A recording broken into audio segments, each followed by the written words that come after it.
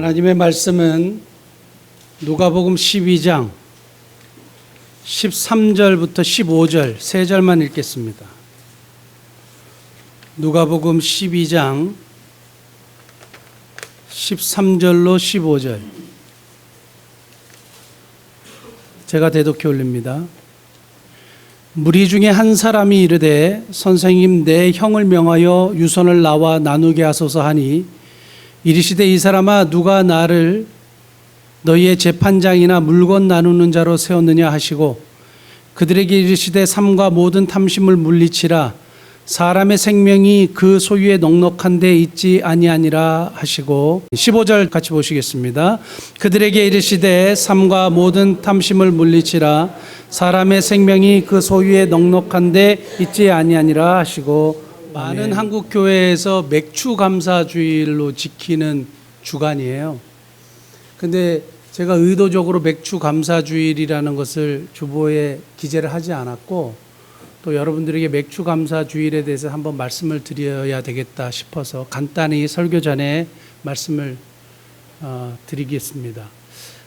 맥주절은 보통 보리를 수확한다는 의미예요. 보리를 추수한다는 의미로 이스라엘 백성들이 보리를 추수하고 난 다음에 하나님 앞에 그 보리의 수확에 대한 감사를 드린 것을 기원으로 삼는데 일반적으로 신학자들이나 구약을 연구하는 모든 분들이 맥주절의 절기를 지금 지키는 것이 합당하냐 했을 때 다 부정적으로 봅니다. 부정적으로 보고 그런데 이제 교회에서 그것을 지키는 것은 뭐냐 하면 하나는 이제 구약의 절기에서 맥주절을 지키라는 말씀을 지킨다는 의미도 있고 또 하나는 좀 부정적인 의미예요. 교회의 재원을 마련하는 목적으로 이런 절기들을 지키는 예들이 굉장히 많이 있습니다. 그래서 저희는 교회의 재원을 마련하기 위해서 이런 절기를 지키는 것이 옳지 않다고 판단을 했고 또 예배 전에 제가 장로님께 잠깐 말씀을 드리고 우리 교회는 맥주 감사주일을 구약의 절기로 지키지 않고 그냥 한 해의 반을 감사하는 마음으로 내년부터 그냥 감사주일로 지키면 좋겠다 이런 생각을 하게 됩니다. 그래서 주보에 맥주 감사주일 보통 헌금이나 이런 걸 넣는데 자발적으로 하나님 앞에 반년 동안 감사하는 마음이 있으신 분들은 자원하는 마음으로 감사의 예물을 드리고 그렇지 않으면 하나님 앞에 그냥 있는 모습 그대로 나와서 예배를 드리는 것이 훨씬 더 성경적이고 좋겠다. 그리고 과거부터 제가 계속 말씀드렸지만 전적으로 재원, 물질 이것은 하나님의 공급하심을 기대해야지 교회의 어떤 제도나 어떤 방법을 만들어 가지고 하는 것은 굉장히 합당하지 못하고 그리고 결코 그것은 그런 교회는 하나님께서 이렇게 세워주지 못하신다. 저는 그런 확신이 있습니다. 그래서 이런 구약의 절기를 지키는 것에 있어서 굉장히 조심스럽고 우리가 다시 한번 생각해 보아야 할 문제라고 이렇게 생각이 됩니다. 중국을 여행하던 어떤 한 사람이 이교도 사원을 방문을 했대요. 이교도 사원을 방문을 했는데 왜냐하면 굉장히 그 이교도 사원에 큰 축제가 벌어졌대요. 아마 뭐 종교적인 행사가 있었겠죠. 근데 사람들이 이쪽에 이렇게 한 무리가 이렇게 쭉 모여가지고 뭘 이렇게 자꾸 던지더래요. 그래서 뭘 던지냐 봤더니 이런 이제 종이를 이렇게 접어가지고 진흙을 그 위에 싸가지고 회개망측한 그들이 섬기는 우상, 신으로 보이는 그 우상에게 이렇게 던지더래요.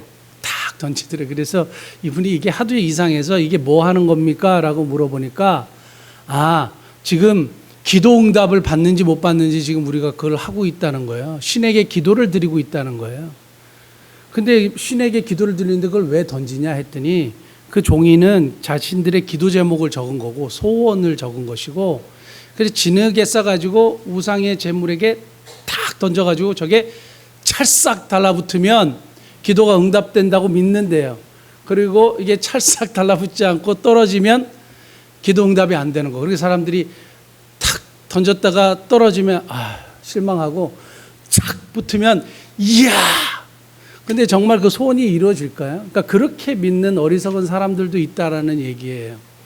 우리 참 하나님을 믿는 우리들에게 하나님은 어떤 방법으로 기도를 응답하실까요?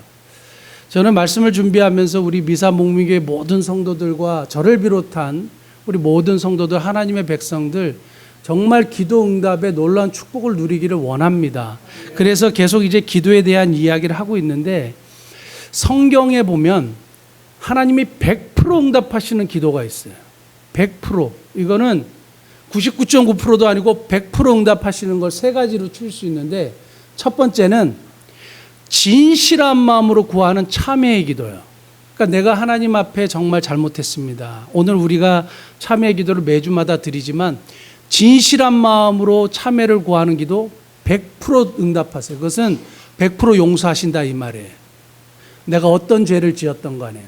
두 번째, 하나님이 100% 응답하시는 기도를 보니까 내가 죄인인 것을 인정하고, 내가 예수 그리스도가 아니면은 구원을 받을 길이 없다라는 사실을 인정하고 믿음으로 예수 그리스도를 구주와 주님으로 영접하는 영접기도. 그는 하나님이 100% 응답하시는 거예요. 그래서 예수님을 구주와 주님으로 영접하는 기도를 드리는 순간 하나님의 구원의 은혜가 임하는 거죠.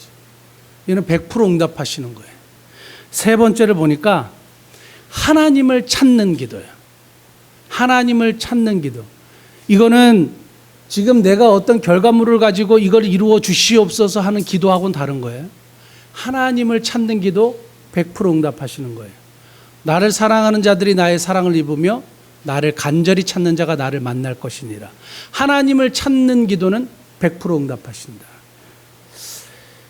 저는 오늘 우리 본문을 통해서 하나님께서 이렇게 100% 기도 응답하시는 기도가 있고, 그런데 왜 우리는 기도를 하면서 이렇게 응답을 잘 받지 못하고, 그럼에도 불구하고 우리가 열심히 기도하는데 왜 삶 속에 이런 응답의 은혜들이 풍성하지 않는가? 물론 이 중에는 기도 응답의 풍성한 삶을 누리는 분도 계시지만 왜 그런가?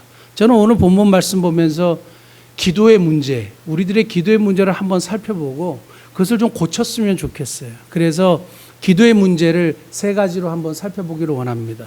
첫 번째,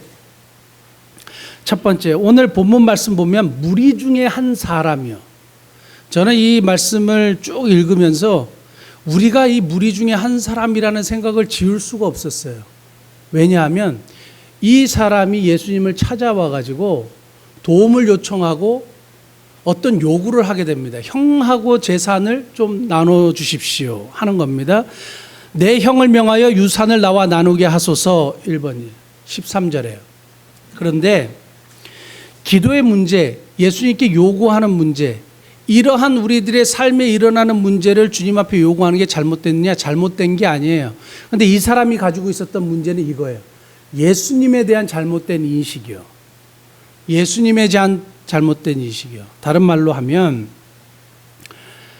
과거에 그 랍비들, 종교 지도자들이 재판권을 가지고 있었어요. 그래서 판결을 해줬어요. 이런 가정의 문제를 가지고 사람들이 이렇게 오면 그래 이렇게 결정해라고 하면서 판사처럼 판단을 내려주면 그 판례를 사람들이 따랐단 말이에요.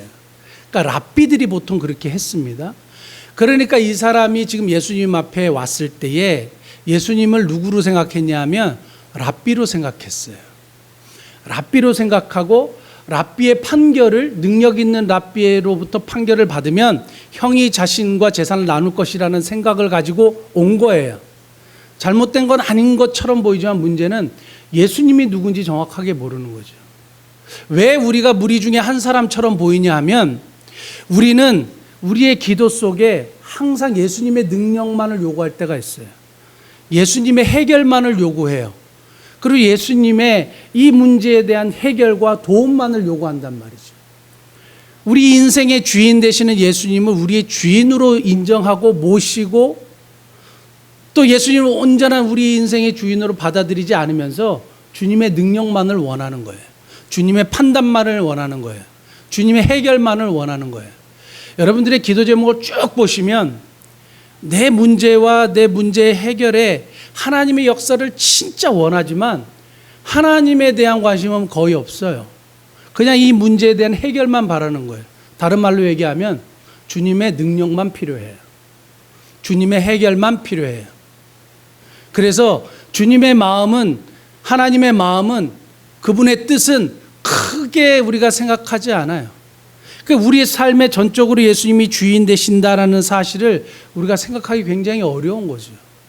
마치 무리 중에 한 사람이 와서 자신의 문제를 해결해 달라고 한 이 사람과 오늘 저와 여러분들의 기도 속에 예수님을 주인으로 인정하기 이전에 그냥 주님의 능력만을 요구하는 우리들의 모습이 뭐가 다르냐, 이 얘기를 드리고 싶은 겁니다.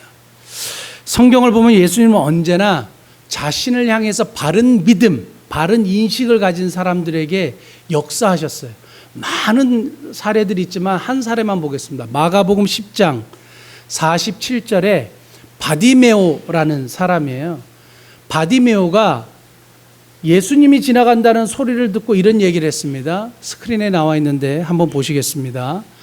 나사렛 예수시란 말을 듣고 소리질러 이르되 다윗의 자손 예수여 나를 불쌍히 여기소서 하거늘, 그리고 예수님이 가던 길을 멈추고 바디메오를 고쳐주신 장면인데, 여기서 잘 보시면 마가가 의도적으로 이렇게 썼어요. 47절 앞에 사람들은 예수님을 뭐라 그랬냐?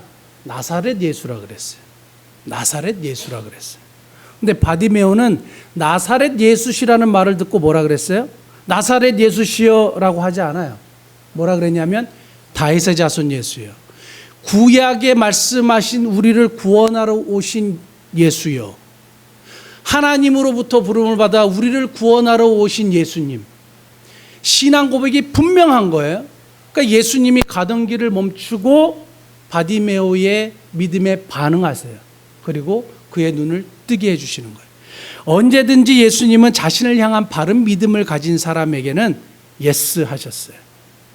그런데 오늘 이 무리 중에 한 사람은 예수님 앞에 나왔는데 거절하셨어요. 그것은 무슨 차이냐 하면 예수님에 대한 바른 믿음을 가지는 것이 굉장히 중요해요. 저와 여러분들이 이미 예수님을 구주와 주님으로 온전히 마음에 영접하신 분인 줄 믿습니다. 그렇다면 이 믿음을 가지고 주님 앞에 나아가 간구해야 돼. 주님의 능력만을 요구하지 마세요. 주님의 그냥 해결만을 원하지 마세요. 주님이 정말 뭘 원하시고 뭘 생각하시는지를 우리가 좀 생각할 수 있어야 해요. 굉장히 중요한 겁니다. 제가 두 가지 질문 한번 해볼 테니까 본인에게 적용해 보시면 좋겠어요. 우리들의 기도에 예수님의 존재는 무엇인가? 우리들의 기도에 예수님의 존재는 무엇인가? 주인이신가 아니면 도깨비 방망이이신가? 두 번째 질문요. 우리는 우리의 마음의 소원은 이루어 주시기를 원하지만 예수님이 우리의 삶의 주인이 되시는 것은 과연 원하고 있는가? 우리의 기도의 제목, 우리들의 소원은 정말 이루어 주시기 원하지만 정말 예수님이 우리의 삶의 주인이 되시기는 정말 원하고 있는가? 질문하셔야 돼요. 우리가 지난주에 기도의 이유에 대해서 말씀을 드렸어요. 기억하실지 모르겠지만 우리가 기도해야 되는 이유는 예수님의 명령이기 때문에 해야 된다 그랬고, 기도해도 되는 이유는 우리가 자녀이기 때문에 기도해도 된다 그랬고, 우리가 적극적으로 기도할 수 있는 이유는 좋은 아버지가 계시기 때문이라 그랬어요. 좋은 아버지가 좋은 것을 주시기 때문에 우리가 기도해도 된다 그랬는데, 물론 좋은 아버지고 우리가 자녀이기 때문에 우리의 손을 아랠 수 있어요. 그런데 성경에서는 분명한 예수님에 대한 믿음, 신앙 고백 먼저 요구합니다. 꼭 기억하실 수 있기를 바라고요. 두 번째, 이 사람의 기도의 문제는 뭐냐 하면 오늘 예수님께서 15절에 이르셨습니다. 삶과 모든 탐심을 물리치라. 그 사람의 마음을 예수님이 꿰뚫어 보시고 이야기하신 거예요. 이 기도를 자신의 욕심을 채우는 데 사용한 것이 문제예요. 기도라는 시간에, 주님을 만나는 시간에 자신의 욕심을 채우는 데 사용한 거예요. 정말 놀라운 것은 이 사람이 어떻게 예수님을 만난지 아세요? 누가복음 12장 오늘 본문 말씀 1절 보시면 그 동안에 물이 얼마가 모였어요? 수만 명이 모였어요. 서로 밟힐 만큼 되었더니 이렇게 되어 있습니다. 물이 수만 명이 모였다는 것은 어마어마한 숫자예요. 우리가 그 콩나무 시루라고 이야기하는 그 전철 출근길에 보면 그 몇백 명 안 되는 그 한 칸에요. 이게 몸을 움직일 수도 없어요. 근데 수만 명이 모여갖고 서로 밟힐 만큼 됐다는 것은 사람이 빼곡했다는 거예요. 예수님 만나려고. 그런데 이 무리 중에 한 사람이 이 수만 명을 뚫고 예수님 앞에 온 거예요. 어마어마한 열정이에요. 어마어마한 진짜 최선을 다한 거예요. 노력한 거예요. 근데 그 노력과 최선과 열정을 다해서 예수님을 딱 만났어요. 이 절호의 찬스, 이 기가 막힌 기회, 뭘 사용했어요?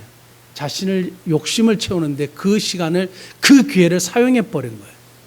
여러분, 우리가 하나님께로 나아가는 기도라는 길이 열려 있는데, 우리에게 하나님을 만날 수 있는 기도라는 이 기회에 여러분들은 어떻게 사용하고 계시는지, 어떻게 사용하고 계시나요?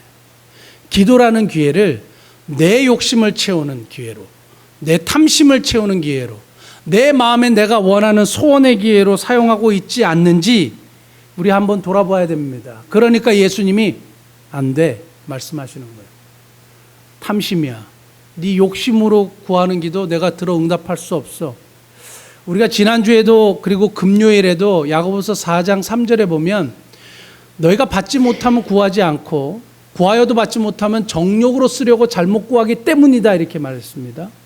정욕으로 쓰려고 잘못 구하기 때문이라 그랬어요. 제가 아는 권사님 중에 금요일에도 잠깐 한번 언급을 했는데 딸이의 결혼이 그렇게 소원이신 거예요. 이분은요. 본인의 마음의 소원은 첫째 딸, 둘째 딸은 결혼을 했고요. 첫째 딸이 시집을 안 가고 미국에 유학을 갔는데 40대 중반인 거예요. 그래서 이분의 소원은 흑인이라도 데리고 왔으면 좋겠대요. 저한테 그랬어요. 저는 진짜 우리 딸이 흑인이라도 데리고 왔으면 좋겠다고. 흑인을 비하하거나 폄하하는 얘기가 아니고 그렇게 이 권사님이 딸의 결혼을 대해서 그렇게 간절히 원하는 거예요. 또 하나는 제가 한국에서 목회를 할 때에 권사님이 좀 상담을 요청을 했어요. 어느 권사님이. 그래서 저를 이제 만났습니다. 상담의 요지는 이거예요. 아들의 직장이에요. 그래서 목사님이 아는 분들이 좀 덜어 있으니 좀 연락을 해서 좀 어떻게 좀 취직이라도 좀 해줄 수 있느냐, 좀 알아봐 주시면 안 되겠느냐 이거였어요. 그래서 제가 뭐 아는 인맥도 많이 없는데 여기저기 그래도 또 부탁하니까 또 들어드려야 되니까 지금은 그런 거 잘 하지 않습니다. 괜히 해가지고 또 문제가 누군지도 모르고요. 그래서 전화를 해가지고 좀 길이 있느냐, 혹시 TO가 있습니까? 하고 뭐 이렇게 저렇게 물어봤어요. 근데 얼마 후에 정말 아들이 취직이 딱 됐어요. 너무너무 감사돼요, 목사님. 정말 취직이 돼가지고 감사해요. 얘기를 했는데 그 아들이 직장을 다니면서 주일에 교회를 안 나와요. 신앙을 떠났어요. 그러니까 이게 무슨 얘기냐면 우리가 원하는 결과물이 있어요. 근데 그 권사님 보면 그렇게 걱정하지 않아 보여요. 왜냐하면 자기의 소원인 아들이 좋은 직장에 취직했기 때문에요. 저는 이런 걸 보면서 정말 신앙이 이런 건가? 라는 회의가 들어요. 자신이 원하는 결과물이요. 자기가 원하는 결혼, 직장, 아마 장성한 자녀들을 둔 부모님의 대부분의 소원이 결혼 아니면 직장, 하여튼 이 두 가지는 가장 큰 문제 중에 하나입니다. 근데 무조건 결혼한다고 행복한가요? 무조건 직장을 잡는다고 행복한가요? 하나님을 떠나는 직장을 잡으면 어떻게 해요? 그게 정말 합당한 기도 응답일까요? 저는 우리의 신앙의 현주소를 다시 한번 짚고 넘어가고 싶은 것이 뭐냐 하면 우리의 욕심을 위해서, 우리가 원하는 걸 위해서 결과물을 하나님 앞에 간절히 기도한단 말이에요. 근데 사실은 주님은 그런 기도에 노 하시는 거예요. 안 돼, 이렇게 말씀하시는 거예요. 한 번 죽는 것은 사람에게 정하신 것이고 그 후에는 심판이 있다 그랬어요. 아까 그 권사님 자녀가 직장을 얻었는데 마음을 되게 편해하셨어요. 근데 신앙을 떠났는데도 걔가 교회를 안 나와서 그냥 그러고 말아요. 그리고 간혹 가다가 이제 어떤 자녀분들 보면 우리 부모님은 주님을 믿지 않는데 그냥 이렇게 건강하게 사시다가 돌아가셨으면 좋겠어요. 그 얘기 들을 때 제가 정말 깜짝 놀래요. 여러분, 한 번 죽는 것은 사람에게 정해주신 것이고 그 후에는 심판이 있어요. 이거는 추상적인 개념이 아니고 실제예요. 우리가 살아있는 동안은 기회가 있지만 죽은 다음엔 기회를 부여받지 못해요. 더 이상 기회가 없는 거예요. 그런데 어떻게 믿지 않고 예수님을 믿지 않는데 그냥 돌아가시도록 하고, 자녀가 그냥 직장을 얻었다고 하나님을 떠났는데 그냥 마음 편안하게 있을 수 있다는 것을 저는 이해할 수가 없는 거예요. 도대체 이 신앙은 어디서 나온 거예요? 우리가 교회 안에 다 모여가지고 하나님을 찾고 기도하는데 여전히 우리들의 내부에는 예수님에 대한 마음, 구원에 대한 마음, 이런 것들은 전혀 없고 그냥 내 손을 이루기만을 원하는 그런 마음, 그런 미신적인 마음, 이것만 있는 거예요. 미신과 참 종교의 차이가 뭔지 아세요? 미신은 내가 그냥 신을 얼르고 달래고 복채를 내고 돈을 더 내고 기도가 응답이 안 되는 것 같다 그러면 막 돈을 더 내고 막 그래서 내가 원하는 대로 신을 막 쪼물딱쪼물딱 하고 그냥 막 노력하고 해가지고 내가 원하는 거 얻어내는 게 미신이에요. 근데 우리들의 기도가 거기가 굉장히 흡사한 거죠. 기도라는 건 뭐냐? 참 종교에서 하나님을 찾는다는 건 뭐냐? 하나님의 뜻을 듣는 거예요. 그래서 기도를 듣는 것이다, 이렇게 정의해요. 기도는 말하는 게 아니라 듣는 것이다, 이렇게 정의하는 거예요. 그래서 세 번째 문제를 여러분들에게 말씀드리고 싶어요. 세 번째 문제는 뭐냐면 오늘 무리 중에 한 사람이 수만 명을 뚫고 예수님 앞에 나올 수 있는 기회를 딱 부여받았는데 그 기회를 그냥 자기가 말하는 데만 소비해버렸어요. 예수님의 뜻을 듣는 데는 사용하지 않았어요. 제가 뉴욕에서 목회를 할 때에 그때는 정말 깜짝 놀랐어요. 왜냐하면 그 미드타운, 맨하탄의 미드타운에 스미스 앤 월런스키라는 레스토랑이 있거든요. 근데 거기에 워런 버핏이라는 유명한 그 투자의 귀재, 뭐 신이라고 불리는 사람이 거기서 식사를 간혹 하는데 이베이에 경매에 워런 버핏과의 점심 식사 시작이 비딩이 3천만 원, 한국 돈으로 3천만 원부터 시작해요. 그런데 제가 그때 뉴욕에서 딱 접했을 때는 33억에 누가 낙찰을 했어요. 이게 사실 저는 이게 그때는 처음 듣는 얘기여서 이게 뻥 아니야? 이렇게 하고 봤는데 사실인 거예요. 그래서 지인 7명을 부를 수 있대요. 그 식사 자리에. 근데 그 사람들이 워런 버핏과 점심 식사를 왜 하려고 그러는지 아세요? 제 회사에 이런 문제가 있으니까 해결해 주세요. 제 이런 문제가 있으니 워런 버핏이 좀 얘기를 해결해 주세요. 이러라고 워런 버핏을 만나는 게 아니에요. 워런 버핏을 만났고 워런 버핏의 얘기를 들으려고 만나는 거예요. 33억을 투자하는 거예요. 그래서 2019년도를 보니까 2019년도로 54억에 낙찰됐어요.